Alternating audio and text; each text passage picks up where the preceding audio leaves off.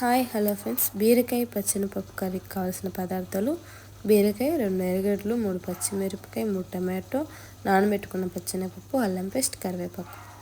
పెనం మీద బాండిల్ పెట్టుకొని నూనె వేసుకొని నూనె వేడెక్కాక పప్పు దినుసులు వేసుకోవాలండి. పప్పు దినుసులు ఆవాలు, పచ్చెనపప్పు, మినపప్పు, జీలకర్ర వేసుకొని బాగా వేయించుకోవాలండి.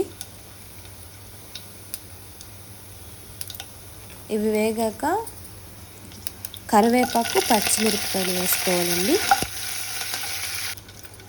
వేసుకొని వేగాక ఆనియన్స్ వేసుకోవాలి. ఆనియన్స్ వేసుకొని లైట్ గోల్డ్ కలర్ వచ్చేంత వరకు వేయించుకోవాలండి. వేగాక అల్లం పేస్ట్ వేసి వేయించుకోవాలండి. అల్లం పేస్ట్ బాగా వేగాలండి. బాగా వేగకపోతే పచ్చి వాసన వచ్చి వాసన కూడా సరిగ్గా ఉండదండి.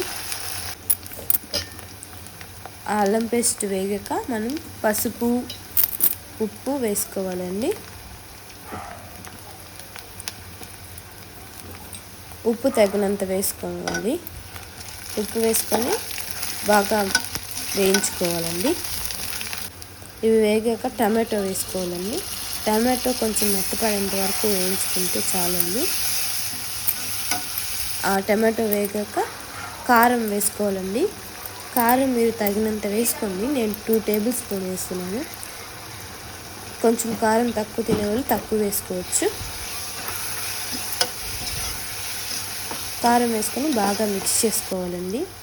మిక్స్ అయ్యాక దీంట్లో ఇందాక నానబెట్టుకున్న పచ్చెనగపప్పు వేసుకోవాలండి. వేసుకొని మళ్ళీ దీన్ని బాగా మిక్స్ చేసుకోవాలండి. ఇది మిక్స్ అయిన తర్వాత బీరకాయ ముక్కలు కూడా వేసేసుకోవాలండి. వేసేసుకొని ఇందాకలాగా పచ్చెనగపప్పుని మిక్స్ చేసినట్టు బీరకాయను కూడా బాగా మిక్స్ చేసుకోవాలండి. బీరకాయ కూడా మిక్స్ అయిన తర్వాత పచ్చెనగపప్పు ఉడకడానికి కొంచెం వాటర్ యాడ్ చేసుకోవాలండి. నేను 1 గ్లాస్ వాటర్ యాడ్ చేస్తున్నాను. 1 గ్లాస్ పడుతుందండి, ఎందుకంటే పచ్చెనగపప్పు ఉడకాలి. 1 గ్లాస్ వాటర్ యాడ్ చేసుకొని ఒక 10 మినిట్స్ మూత పెట్టుకొని ఉడికించుకోవాలండి.